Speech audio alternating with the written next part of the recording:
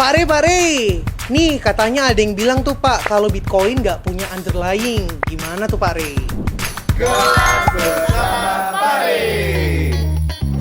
Yo guys, balik lagi. Hari ini kita akan bedah fundamental Bitcoin. Jadi akhir-akhir ini saya ketemu banyak sekali konglo dan old money, orang-orang kaya ya. Ketika mereka mau masuk ke Bitcoin itu, mereka selalu tanya underlying Bitcoin ini apa. Sehingga akhirnya mereka ini ragu untuk berinvestasi di Bitcoin. Nah hari ini kita akan bahas bahwa sebenarnya Bitcoin itu punya underlying dan punya biaya produksi. Jadi Bitcoin ini tidak diterbitkan dari angin guys. Nah berapa sih biaya produksi Bitcoin ini? Yuk kita bahas. Jadi untuk menentukan beberapa fundamental Bitcoin, ada beberapa hal yang akan kita bahas pada hari ini, yaitu pertama dari sisi cost of production.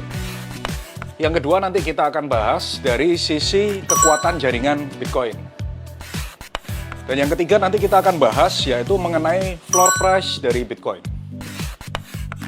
Oke, jadi yang teman-teman harus tahu bahwa Bitcoin ini untuk diterbitkan, dia membutuhkan proses yang namanya mining atau menambang. Anggapannya dengan bahasa gampangnya, kalian bayangkan kalau ada perusahaan yang mau dapat emas, dia harus bikin penambangan untuk mendapatkan emas tersebut. Nah, di Bitcoin case-nya juga sama guys. Jadi miner ini harus menambang untuk mendapatkan Bitcoin, dan ini tidak gratis. Dan untuk melakukan aktivitas mining ini, para miner membutuhkan alat, listrik, sewa, staff, dan lain sebagainya. Jadi ada investasi yang dikeluarkan untuk memproduksi satu Bitcoin. Untuk gambaran kalian bisa lihat ya, ini contoh footage miner yang terbesar di dunia. Nah, kita menggunakan perhitungan dengan alat miner terbaru keluaran dari Bitmain ya, karena mereka merupakan penjual alat miner yang dominan di dunia saat ini.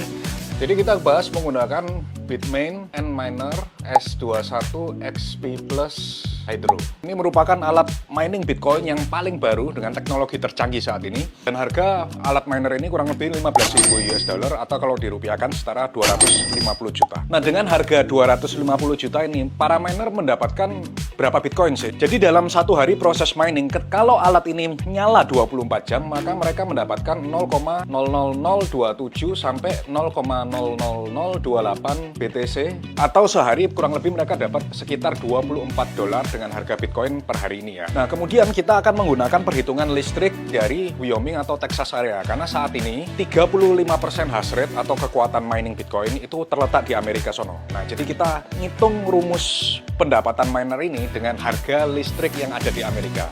Nah harga listrik di Amerika sekarang itu kurang lebih sekitar 8 dolar per hari. Nah, kalian lihat bahwa satu hari miner itu mendapatkan penghasilan kotor 24 dolar per hari. Ada listrik yang harus dibayar 8 dolar per hari. Maka net profitnya itu sekitar 16 dolar per hari. Nah, dengan harga alat miner yang 15.000 dolar ini, maka dibutuhkan kurang lebih 3 tahun untuk miner itu BEP. Dan ini masih belum ya memperhitungkan sewa tempat, maintenance alat, gaji karyawan, dan lain sebagainya. Jadi mungkin in reality mereka butuh lebih dari 3 tahun untuk balik modal. Nah, oke, sekarang jadi kalian udah ngerti ya, kalau Bitcoin itu tidak diterbitkan secara gratis. Nah, berikut saya lampirkan beberapa data. Kalau kalian mining di negara A, B, C, dan D, berapa sih cost of production-nya? Kalian bisa lihat di gambar ini. Nah, kalau kalian melihat gambar yang barusan saya berikan, cost of production of Bitcoin di Amerika saat ini itu kurang lebih di 107.000 USD. Maka kalau kita rata-rata semua satu dunia, maka cost of produksi dari semua negara rata-ratanya untuk memproduksi satu Bitcoin itu kurang lebih 125.000 USD.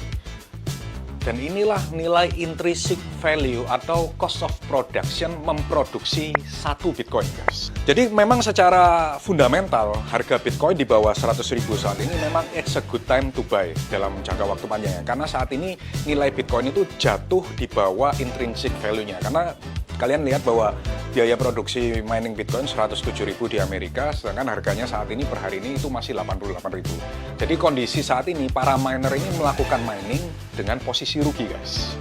Jadi kalau kalian memang mau berinvestasi di Bitcoin dalam jangka panjang, maka secara fundamental now is a good time to buy karena ini berada di bawah biaya produksinya. Dan belum lagi nanti tahun 2028 akan ada halving lagi, di mana biaya produksi Bitcoin ini akan meningkat kembali.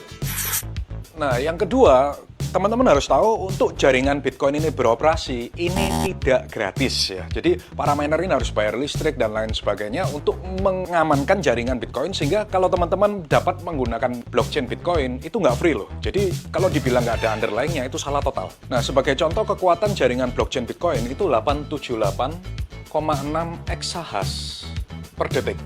Dan ini kalau dibandingkan secara bahasa awam, ini kurang lebih seperti 20 reaktor nuklir. Jadi untuk jaringan Bitcoin ini terus proporsional, saat ini kekuatan jaringan ini ada di 20 reaktor nuklir. Dan satu reaktor nuklir itu kurang lebih 1 gigawatt.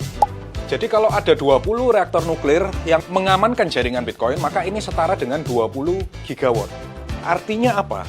Ini sangat besar sekali. Sebagai contoh ya, satu rumah tangga itu cuma membutuhkan 1000 sampai 2000 watt per bulan. Sedangkan 1 gigawatt ini setara 1 miliar watt. Ya, dengan hash power yang sebesar ini setara 20 reaktor nuklir, maka jaringan Bitcoin ini sekarang memiliki kekuatan setara 20 miliar watt. Jadi kalian bisa bayangkan betapa besarnya listrik yang dibutuhkan untuk mengoperasikan jaringan Bitcoin. Dan ini tidak gratis ya, jadi Bitcoin punya underlying. Oke, yang ketiga kita lanjut, kita akan bahas floor price Bitcoin yang ada dalam midterm ini atau dalam jangka menengah ini. Jadi kalau kita melihat data on-chain ya, kurang lebih pengguna Bitcoin di seluruh dunia ini saat ini 106 juta, dan ini belum dihitung pengguna-pengguna yang menggunakan centralized exchange seperti Thrift. Contohnya, kalau ada orang yang membeli Bitcoin sebesar 1 juta rupiah di dalam platform Thrift, maka ini tidak terdeteksi di on-chain karena belinya di dalam platform Thrift. Dengan asumsi ini, maka saya beranggapanlah pesimis, maka pengguna Bitcoin di seluruh dunia itu kita ambil angka 110 juta. Nah, dari 110 juta pengguna Bitcoin ini, kalau kita melihat data on-chain, dalam 5-6 bulan ke belakang, maka average rata-rata pembelian para Bitcoin holder ini di angka 86.000. Jadi saat ini rata-rata secara midterm ya, pengguna Bitcoin ini entry price-nya kurang lebih di 86.000 USD. Dan kalau kita juga melihat contohnya yang lain, yaitu seller yang pegang 500.000 Bitcoin sekian, average harga Bitcoin dari Michael Saylor itu kurang lebih di angka 66.000. Dan ini masih ada ETF Bitcoin yang harus dihitung, tapi saya nggak akan menghitung semua issuer. Kita ambil yang paling terbesar aja, yaitu BlackRock. BlackRock itu punya 573.000 Bitcoin dengan average price-nya mereka itu 70 sampai 75.000 USD. Jadi kalau kita melihat dari beberapa fundamental ini secara midterm ya, kita bilang, saya beranggapan bahwa Bitcoin tidak akan jatuh di bawah 60.000 karena dari permintaan demand ini akan menciptakan yang kita sebut dalam bahasanya itu merupakan floor price.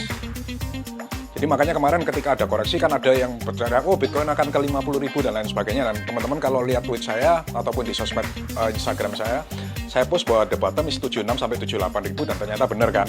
Karena kalau teman-teman melihat secara fundamental, ini nggak mungkin jatuh di bawah 60.000 karena sudah tercipta semacam floor price yang ditentukan oleh buyer-buyer yang berjumlah besar ini. Jadi itu ya guys, kalau dibilang Bitcoin tidak punya underlying itu salah total. Jadi Bitcoin punya underlying, biaya produksinya ada, biaya menjalankan blockchain Bitcoin juga ada, tidak gratis, kemudian juga ada floor price atau demand yang diciptakan oleh permintaan para pembeli atau investor Bitcoin. Jadi sekali lagi Bitcoin itu punya underlying dan tidak gratisan. Jadi itu guys, kelas kita hari ini bungkus.